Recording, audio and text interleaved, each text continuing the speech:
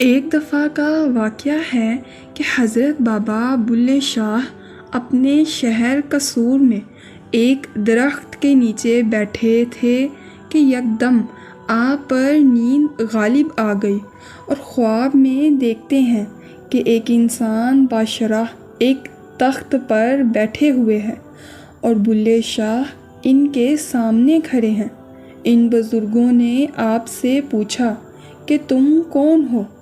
آپ نے کہا میں سید عبداللہ بن سید درویش ہوں۔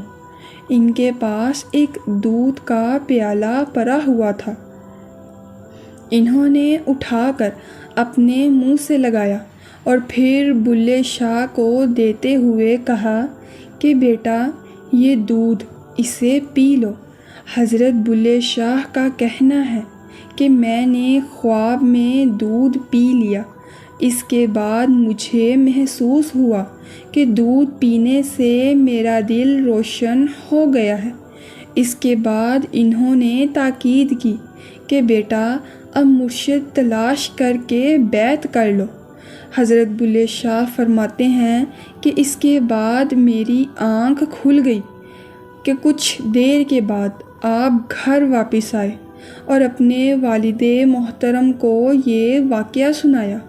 انہوں نے فرمایا بیٹے تم سے بھول ہو گئی، اگر ایسے بزرگ سے ملاقات ہو گئی تھی تو ان سے کہنا تھا کہ آپ کو چھوڑ کر اور کون سا مرشد تلاش کروں۔ آپ نے والد صاحب سے عرض کی اب فرمائیے وہ کہاں مل سکتے ہیں؟ آپ کے والد صاحب نے بتایا کہ وہ اس وقت ساندہ میں مقیم ہیں۔ بلے شاہ اسی وقت گھر سے روانہ ہوئے اور ساندہ کی مسجد میں آ کر لیٹ گئے۔ چنانچہ سید عبدالحکیم سے پھر ملاقات ہوئی تو انہوں نے بلے شاہ کو مولوی محمد عنایت قادری شتاری سے رجوع کرنے کو کہا۔ وہاں سے آپ گھر تشریف لائے اور اپنے والد کو حقیقت سے آگاہ کیا اور بیعت کی اجازت طلب کی۔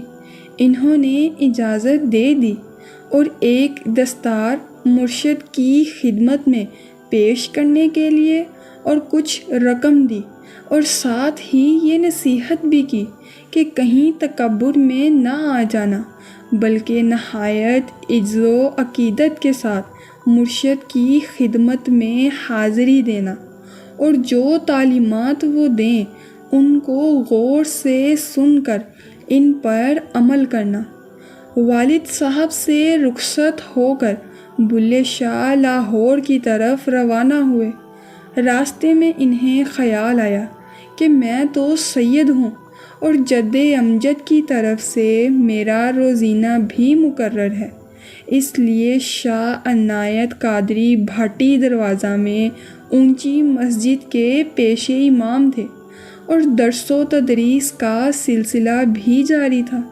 جب آپ شاہ عنایت کی خدمت میں پہنچے اور اپنا مدعا بیان کیا تو آپ نے فرمایا پہلے ایک کام کرو پھر مرید کریں گے۔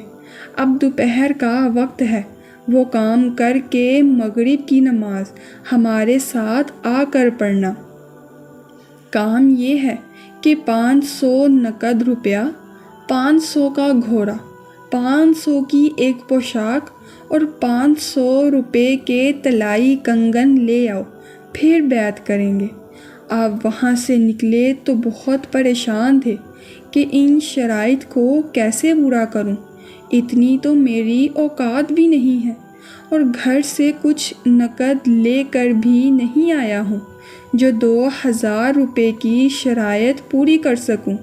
اسی ادھیڑ بن میں دریائے راوی کے کنارے آ کر بیٹھ گئے اور سوچنے لگے اور مایوس ہو گئے اور دل میں آیا کہ کیا ہی اچھا ہو کہ دریا میں ڈوب مروں تاکہ شرمندگی سے بچ جاؤں۔ اسی وقت کسی نے آپ کو آواز دی لڑکے ذرا میری بات سنو۔ آپ نے پیچھے مڑ کر دیکھا تو ایک نقاب پوش سوار گھوڑے سے اتر رہا تھا۔ اس نے قریب آ کر آپ سے کہا، میں نہانا چاہتا ہوں، ذرا میرا گھوڑا تھام رکھو اور سامان کی حفاظت کرو۔ اس نقاب پوش نے آپ کو 500 روپے کی تھیلی پکڑائی، پھر ہاتھوں سے طلائی کنگن اتار کر دیے اور پھر اپنی قیمتی پوشاک جو 500 روپیہ کی تھی آپ کے حوالے کر کے دریا میں غوطہ زن ہو گیا اور ایسا غوطہ لگایا کہ پھر نہ ابھر سکا۔ آپ ظہر سے عصر تک وہاں بیٹھے رہے، بالآخر یہ سوچ کر وہاں سے اٹھے کہ وہ بیچارہ تو دریا میں ڈوب گیا ہے اور قدرت نے یہ چیزیں مجھے مہیا کر دی ہیں جو مرشد نے مانگی تھیں۔ چنانچہ آپ یہ چیزیں لے کر شہر میں داخل ہوئے تو لوگوں نے مولوی شاہ عنایت کی پوشاک اور گھوڑے کو پہچان لیا اور مولوی صاحب کے پاس لے گئے، اور مولوی صاحب نے آپ سے یہ سب چیزیں لے لی اور فرمایا، برخوردار، بس یہی شیخی تھی کہ ڈوب مرنے کے لیے تیار ہو گئے تھے؟ تم تو سید ہو، بڑے خوب رو ہو، اور تمہارا 10 روپیہ روزینہ بھی مقرر ہے، جبکہ میں باغبانی کرنے والا ایک ارائی ہوں، میں تمہیں کیا فیض دے سکتا ہوں؟ آپ نے عرض کی، جناب، میرا تو سب کچھ آپ کی نظر اور آپ پر نچھاور ہے۔ حضرت بابا بلے شاہ کی یہ عقیدت مندی اور خلوص دیکھ کر شاہ عنایت نے آپ کو بیعت کر لیا اور باطنی علوم سے بہرہ ور کیا۔